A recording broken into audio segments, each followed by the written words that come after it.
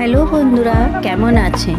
আশা করছি ভালো আছেন। আমার সেকেন্ড এপিসোডে আপনাদের স্বাগত।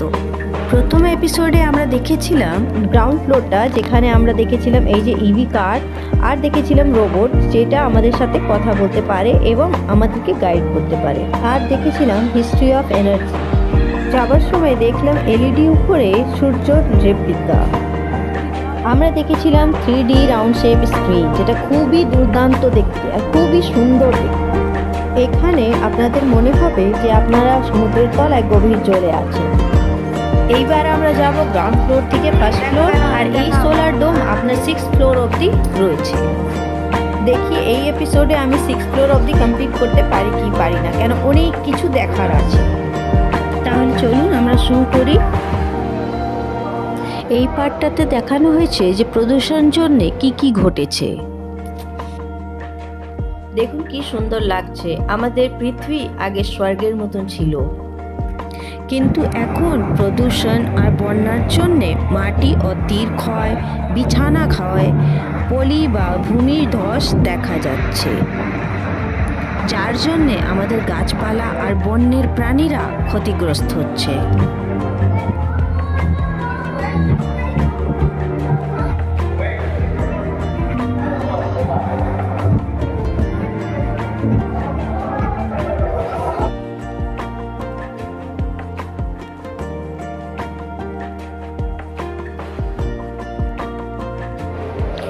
এখানে দেখানো হচ্ছে 2100 সালের মধ্যে পৃথিবীর জল স্তরের মাত্রা কিভাবে বেড়ে উঠবে, আর কোন কোন শহরগুলি জলের মধ্যে নিমজ্জিত হয়ে যাওয়ার সম্ভাবনা রয়েছে। এই সোলার ডোমে এইরকমই 7টি করে ডিসপ্লে রয়েছে, যেখানে পৃথিবীর বায়ুমণ্ডলের আর পৃথিবীর আবহাওয়া পরিবর্তনের প্রতিটা মুহূর্ত ফুটিয়ে তোলা হয়েছে।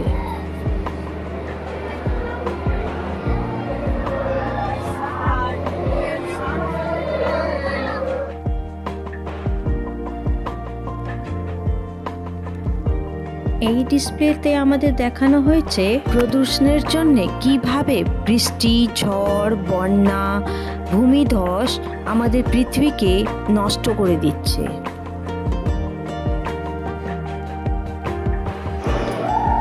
গত 10 বছরে আমাদের পৃথিবীর জলবায়ুর অনেক পরিবর্তন হয়েছে, আর এই জলবায়ু প্রদূষণ মানব স্বাস্থ্যকে প্রভাবিত করেছে।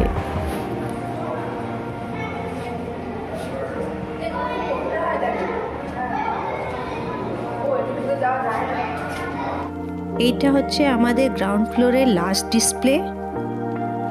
চলুন এবার এগিয়ে যাই ফার্স্ট ফ্লোরের দিকে। এখানে দেখানো হয়েছে 1850 থেকে 2010 অবধি আমাদের পৃথিবীর উষ্ণতা কিভাবে বৃদ্ধি পেয়েছে।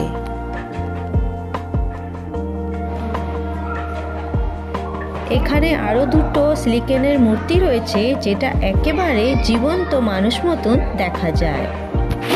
আর এখানে লেখা রয়েছে, এখন অবস্থা ভয়াবহ, পৃথিবীকে বাঁচাতে আমাদেরকে সাহায্য করুন।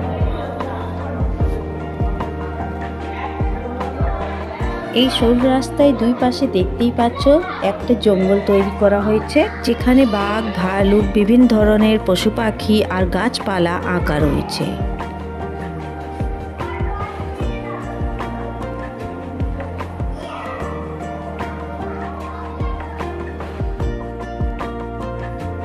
এগিয়ে যাওয়ার পরে আরেকটি আমরা সিলিকন মূর্তি দেখতে পাচ্ছি, আর এখানে লেখা রয়েছে, আমাদের পৃথিবী ধ্বংস হয়েছে আমাদের লোভ, ভোগবাদ আর নগরায়নের জন্য।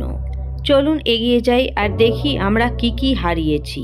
আমরা এই 200 বছরের মধ্যে 711টি প্রাণীকে হারিয়েছি।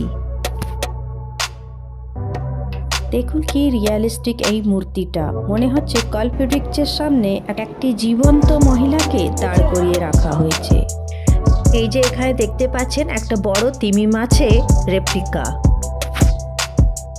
এই গ্যালারিতে প্রকৃতির রূপকে ফুটিয়ে তোলা হয়েছে। যেতে যেতে আমরা দেখব বিলুপ্ত প্রাণীদের রেপ্লিকা বা মূর্তি।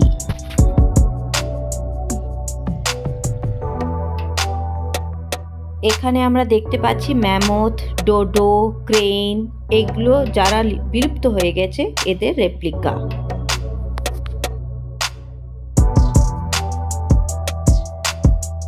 এখানে প্রাণীদের মূর্তিগুলো খুবই সুন্দরভাবে আর নিখুঁতভাবে বানানো হয়েছে।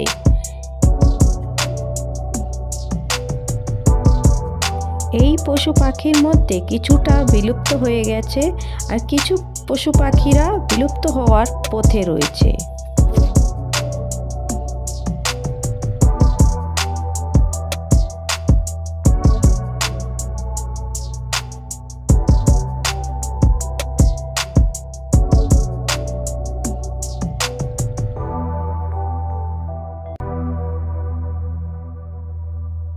এই মূর্তিগুলো দেখতে দেখতে আমরা চলে এসেছি ফার্স্ট ফ্লোরে, আর এখানে রয়েছে সিভি রমন ফাদার অফ ফিজিক্সের একটি রেপ্লিকা। এটা ফার্স্ট ফ্লোরের ডিসপ্লে, আর এখানে হিরোজদেরকে দেখানো হয়েছে যারা আমাদের পৃথিবীকে বাঁচানোর জন্য চেষ্টা করছেন। এখানে আমাদের মিশন কি হওয়ার উচিত সেটা লেখা রয়েছে।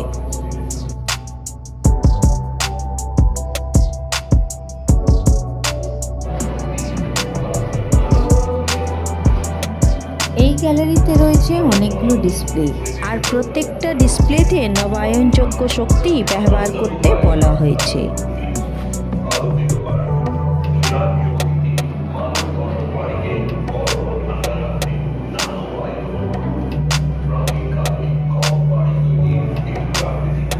Hope is the only thing stronger than fear.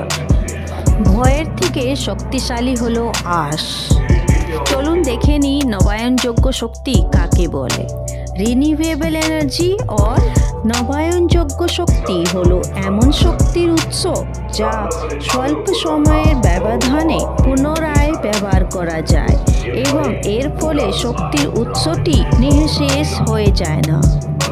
বিভিন্ন প্রাকৃতিক উৎস যেমন সূর্যের আলো ও তাপ, বায়ু প্রবাহ, জল প্রবাহ, জৈব শক্তি, ভূতাপ, সমুদ্র তরঙ্গ, সমুদ্র তাপ, শহরে আবর্জনা, হাইড্রোজেন ফুয়েল সেল ইত্যাদি নারায়ণযোগ্য শক্তির উৎস হিসাবে বিবেচিত হয়।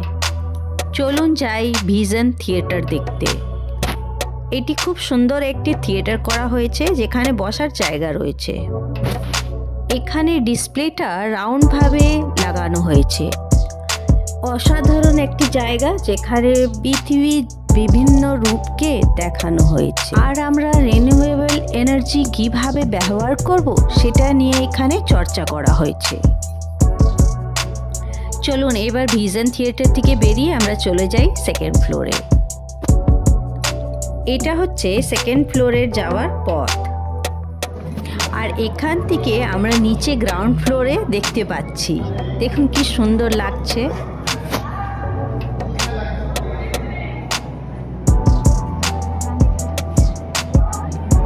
এখান থেকে গ্রাউন্ড ফ্লোরকে দেখতে দুর্দান্ত লাগছে।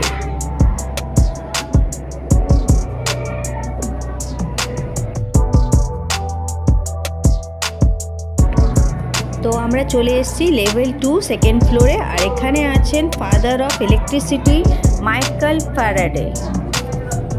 এখানে দেখানো হয়েছে হাইড্রো পাওয়ার প্ল্যান্ট বা জল বিদ্যুৎ কেন্দ্র কিভাবে কাজ করে।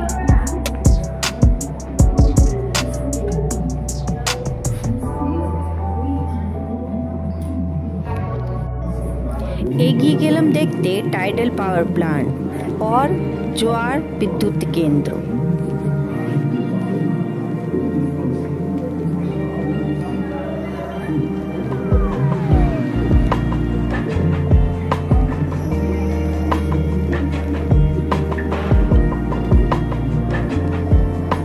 জোয়ার বিদ্যুৎ কেন্দ্র দেখে এগিয়ে গেলাম আর দেখলাম আরেকটি রেপ্লিকা। ইনি হচ্ছেন Homi J Bhabha, father of Indian nuclear programme.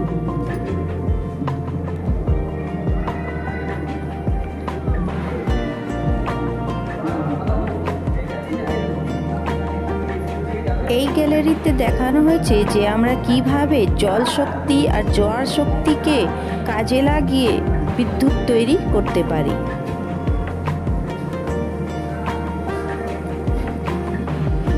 এটা পাওয়ার টাওয়ার আছে। এটা একটা ইন্টারেক্টিভ ওয়াটার প্রেসার গেম।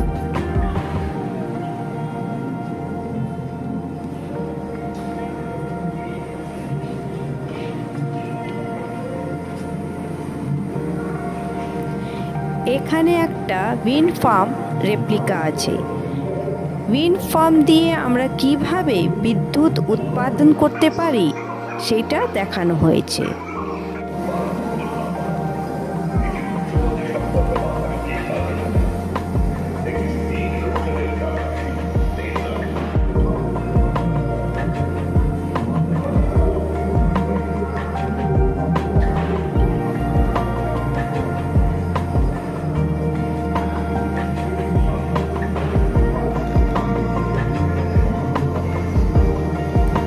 চলুন এই গ্যালারিটা আপনাদেরকে আরেকবার দেখিয়ে দিই।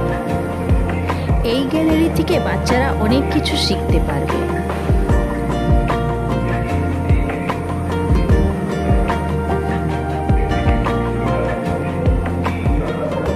এটা আমাদের সেকেন্ড ফ্লোর ছিল। এরপর আমরা যাব থার্ড ফ্লোরে, কিন্তু এই এপিসোডে না, নেক্সট এপিসোডে। তো সোলার ডোম প্লে লিস্টেই আপনারা নেক্সট এপিসোডটা দেখতে পারবেন।